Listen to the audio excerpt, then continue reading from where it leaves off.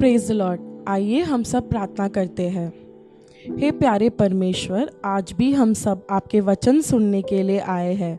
हमारे हृदय खोलकर आप जो भी कहना चाहते हैं हम शुद्ध दिल से सुनने के लिए आप हमारी मदद कीजिए। ये प्रार्थना हम यीशु मसीह के नाम से करते हैं, आमीन। यिर्मयाह 20वां अध्याय। जब यिर्मयाह यह भविष्यवाणी कर रहा था तब इम्मोर के पुत्र पशूर ने, जो याजक और यहोवा के भवन का प्रधान रखवाला था, वह सब सुना। तब पशूर ने यिर्मयाह भविष्यद्वक्ता को मारा और उसे उस काट में जकड़ दिया जो यहोवा के भवन के ऊपर बिन्यामीन के फाटक के पास है। सवेरे जब पशूर ने यिर्मयाह को काट में से निकालवाया तब यिर्मयाह ने उसे कहा, यहोवा ने तेरा नाम पशूर नहीं मागोर मिस्साबिब रखा है, क्योंकि यहोवा ने यो कहा है, देख मैं तुझे तेरे लिए और तेरे सब मित्रों के लिए भी भय का कारण ठहराऊंगा। वे अपने शत्रुओं की तलवार से तेरे देखते ही वध किए जाएंगे। मैं सब यहूदियों को बेबीलोन के राजा के वश में कर दूंगा। वह उनको बंदी बनाकर बेबीलोन में ले जाएगा और तलवार से मार डालेगा। फिर मैं इस नगर के सारे धन को और इसमें की कमाई और सब अनमोल वस्तुओं को और यहूदा के राजाओं का जितना रखा हुआ धन है उस सब को उनके शत्रुओं के वश में कर दूंगा, और वे उसको लूटकर अपना कर लेंगे और बेबीलोन में ले जाएंगे। और हे पशूर, तू उन सब समेत जो तेरे घर में रहते हैं बदुआई में चला जाएगा, अपने उन मित्रों समेत जिनसे तूने झूठी भविष्यवाणी की। तू बेबीलोन में जाएगा और वही मरेगा, और वही तुझ और उन्हें भी मिट्टी दी जाएगी। हे यहोवा, तूने मुझे धोखा दिया और मैंने धोखा खाया। तू मुझसे बलवंत है, इस कारण तू मुझ पर प्रबल हो गया। दिन भर मेरी हंसी उड़ाई जाती है, सब कोई मुझसे टट्टा करते हैं, क्योंकि जब मैं बातें करता हूँ तब मैं जोर से पुकार पुकार कर ललकारता हूँ। उपद्रव और उत्पात हुआ हो उत्पात, क्योंकि यहोवा का वचन दिन भर मेरे लिए निंदा और टट्टा का कारण होता रहता है। यदि मैं कहूँ मैं उसका चर्चा न करूँगा, न उसके नाम से बोलूँगा, तो मेरे हृदय की ऐसी दशा होगी मानो मेरी हड्डियाँ में दतकती हुई आग हो। और मैं अपने को रोकते रोकते थक गया, पर मुझसे रहा नहीं जाता। मैंने बहुतेक के मुंह से अपनी निंदा सुनी है, चारों ओर भय ही भय है। मेरी जान पहचान के सब जो मेरे टोकर खाने की बाट जोते हैं, वे कहते हैं, उसके दोष बताओ, तब हम उनकी चर्चा फैला देंगे। कदाचित वह धोखा खाए तो हम सब उस पर प्रबल होकर उससे बदला लेंगे। परंतु यहोवा मेरे साथ है, वे भयंकर वीर के समान है। इस कारण मेरे सताने वाले प्रबल न होंगे, वह ठोकर खाकर गिरेंगे। वे बुद्धि से काम नहीं करते, इसलिए उन्हें बहुत लज्जित होना पड़ेगा। उनका अपमान सदैव बना रहेगा और कभी भूला न जाएगा। हे सेनाओं के यहोवा, हे धर्मियों के परखने वाले और हृदय और मन के न्यायता को बदला तू उनसे लेगा। उसे मैं देखूं, क्योंकि मैंने अपना मुकदमा तेरे ऊपर छोड़ दिया है। यहोवा के लिए गाओ, यहोवा की स्तुति करो, क्योंकि वह दरिद्र जन के प्राण को कुकर्मियों के हाथ से बचाता है। श्रापित हो वह दिन जिसमें तो उत्पन्न हुआ, जिस दिन मेरी माता ने मुझको जन्म दिया, धन्य न हो। श्रापित हो वह जन जिसने मेरे पिता को यह समाचार देकर उसको बहुत आनंदित किया कि तेरे लड़का उत्पन्न हुआ है। उस जन की दशा उन नगरों की सी हो जिन्हें यहोवा ने बिन दया ढा दिया। उसे सवेरे तो चिल्लाहट और दोपहर को युद्ध की ललकार सुनाई दिया करे, क्योंकि उसने मुझे गर्भ ही में मार डाला कि मेरी माता का गर्भाशय ही मेरी कब्र होती और मैं उसी में सदा पड़ा रहता। मैं क्यों उत्पात और शोक भोगने के लिए जन्मा, और कि अपने जीवन में परिश्रम और दुख देखूं और अपने दिन नामधराई में व्यतीत करूं। आमीन। यिर्मयाह 21वां अध्याय। यह वचन यहोवा की ओर से यिर्मयाह के पास उस समय पहुंचा जब सिदकिय्या राजा ने उसके पास मलिकिया के पुत्र पशूर और मासेया याजक के पुत्र सपन्या के हाथ से यह कहला भेजा, हमारे लिए यहोवा से पूछ, क्योंकि बेबीलोन का राजा नबूकदनेस्सर हमारे विरुद्ध युद्ध कर रहा है। कदजित यहोवा हमसे अपने सब आश्चर्य कर्मों के अनुसार ऐसा व्यवहार करे कि वह हमारे पास से चला जाए।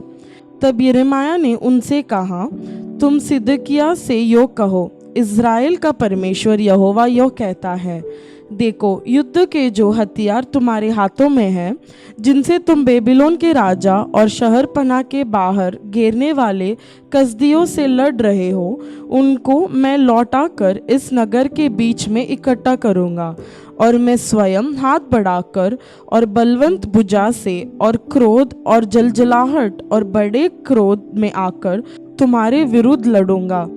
मैं इस नगर के रहने वालों को, क्या मनुष्य क्या पशु, सबको मार डालूंगा, वे बड़ी मरी से मरेंगे।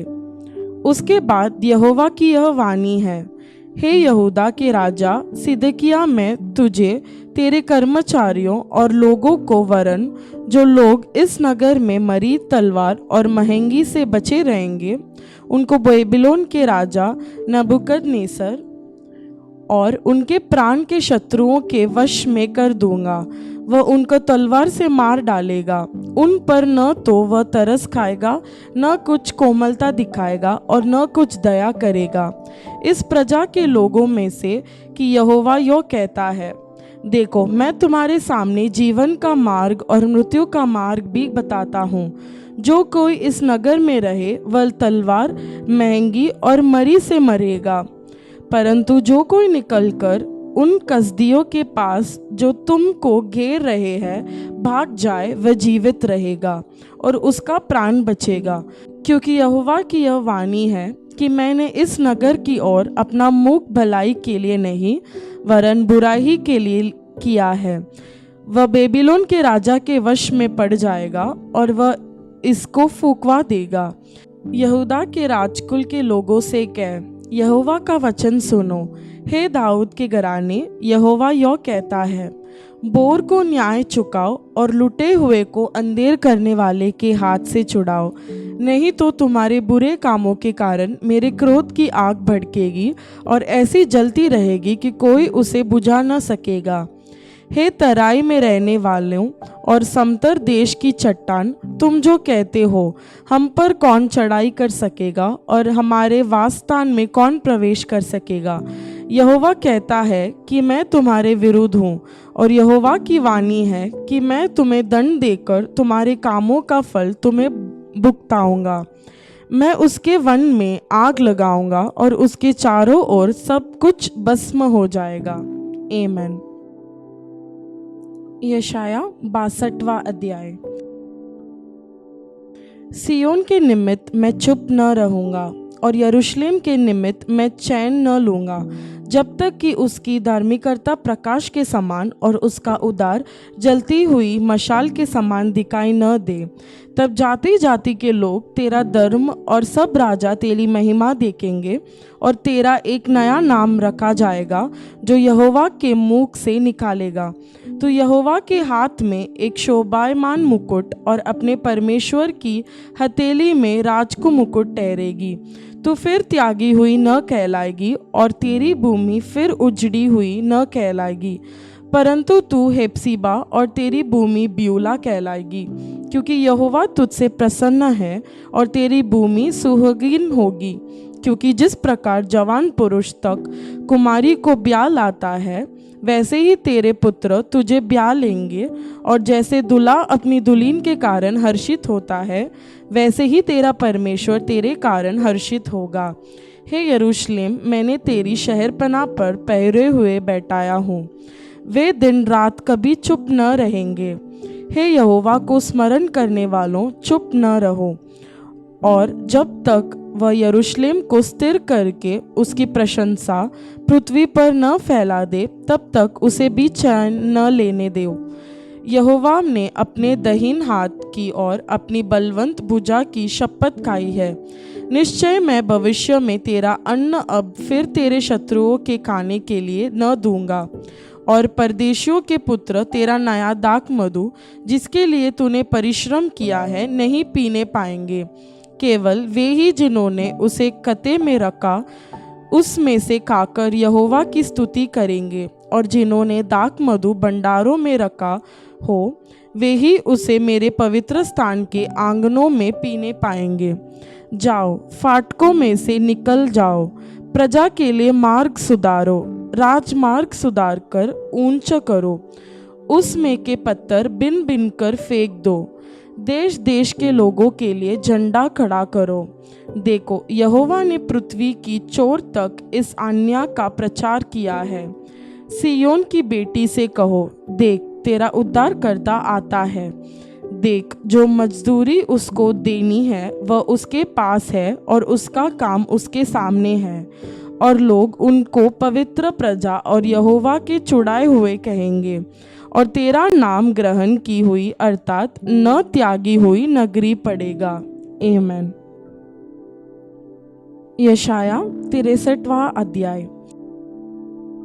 यह कौन है जो एदोम देश के बोस्त्रा नगर से बैंचनी वस्त्र पहने हुए चला आता है, जो अति बलवान और भड़कीला पहरावा पहने हुए झूमता चला जाता है?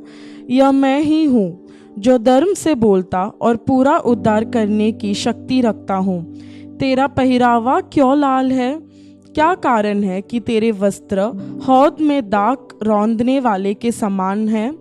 मैंने तो अकेले ही हौद में दाखें रौंदी है, और देश के लोगों में से किसी ने मेरा साथ नहीं दिया।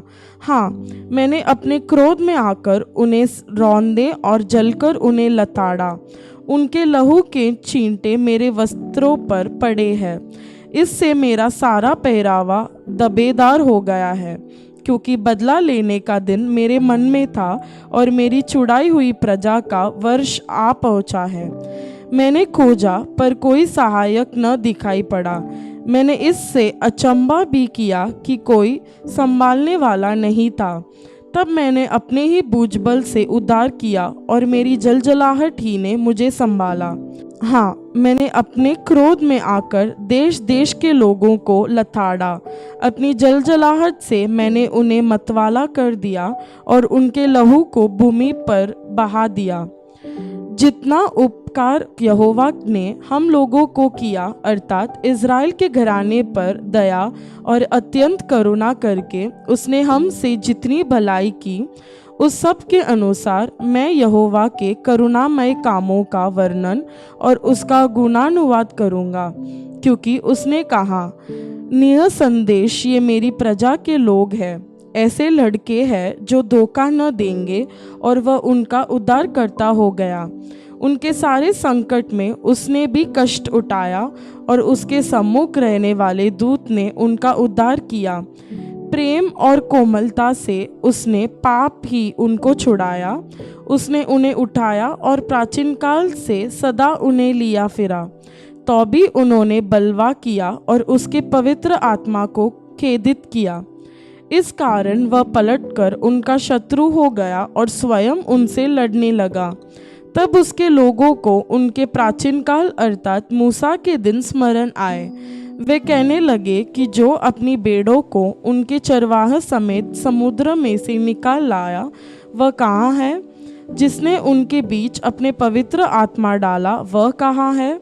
जिसने अपने प्रतापी भुजबल को मूसा के दाहिने हाथ के साथ लेकर दिया, जिसने उनके सामने जल को 2 भाग करके अपना सदा का नाम कर लिया, जो उनको गहरों समुद्र में से ले चला।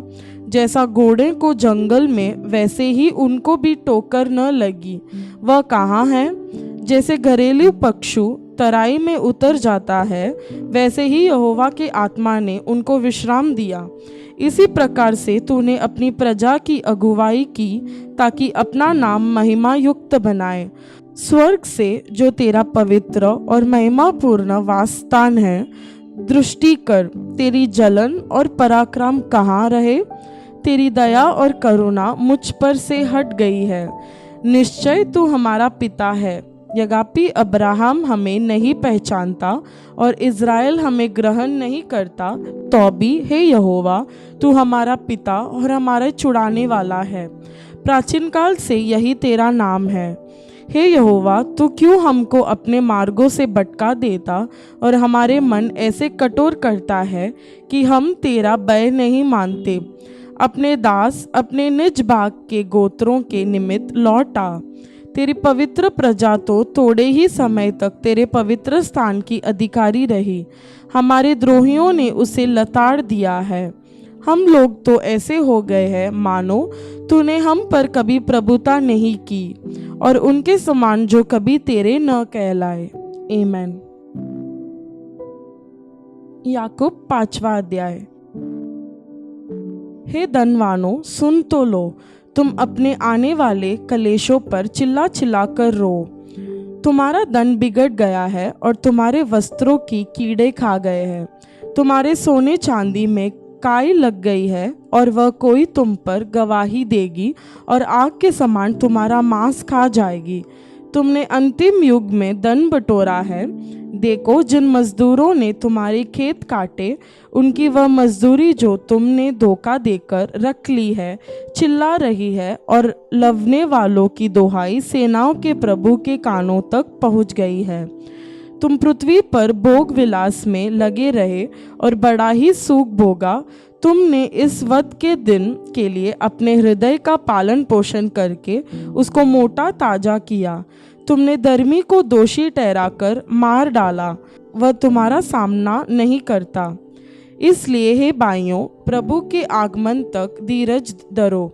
देखो, किसान पृथ्वी की बहुमूल्य फसल की आशा रखता हुआ प्रथम और अंतिम वर्षा होने तक धीरज धरता है। तुम भी धीरज धरो और अपने हृदय को ढूंढ करो, क्योंकि प्रभु का आगमन निकट है। हे भाइयों, एक दूसरे पर दोष न लगाओ, ताकि हम दोषी न ठहरो। देखो, हाकिम द्वार पर खड़ा है। हे भाइयों, जिन भविष्यद्वक्ताओं ने प्रभु के नाम से बातें की, उनके दुख उठाने पर धीरज धरने का एक आदर्श समझो। देखो, हम धीरज धरने वालों को धन्य कहते हैं। तुमने अय्यूब के धीरज के विषय में तो सुना ही है, और प्रभु की ओर से जो उसका प्रतिफल हुआ उसे भी जान लिया है, जिसे प्रभु की अत्यंत करुणा और दया प्रकट होती है। पर हे मेरे भाइयों, सबसे श्रेष्ठ बात यह है कि शपथ न खाना, न स्वर्ग की, न पृथ्वी की, न किसी और वस्तु की, पर तुम्हारी बातचीत हाँ की हाँ और नहीं की नहीं हो, कि तुम दंड के योग्य न ठहरो।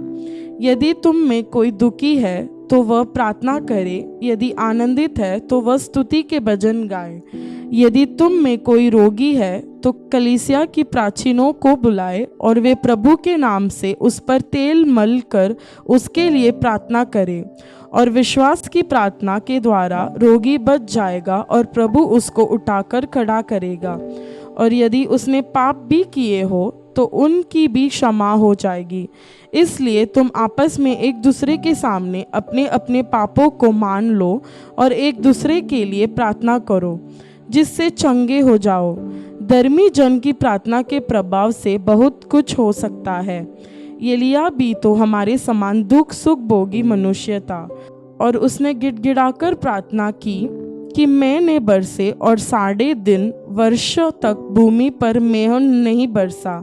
फिर उसने प्रार्थना की तो आकाश से वर्षा हुई और भूमि फलवंत हुई। हे मेरे भाइयों, यदि तुम में कोई सत्य के मार्ग से भटक जाए और कोई उसको फेर लाए, तो वह यह जान ले कि जो कोई किसी भटके हुए पापी को फेर लाएगा, वह एक प्राण को मृत्यु से बचाएगा और उनके पापों पर पर्दा डालेगा। आमीन। आइए हम सब प्रार्थना करते हैं। हे प्यारे परमेश्वर, आज भी हमें आपके वचन सुनने के लिए आपने मदद की, इसके लिए धन्यवाद। जैसे हमने आपके वचन में देखे, जो कोई दुख है वो प्रार्थना करे, और जो कोई संतुष्ट है वो आपके भजन संगीता गाए। ऐसे ही हम जो भी स्थिति में हैं, हमेशा आपकी ओर देखते रहने के लिए आप हमारी मदद कीजिए।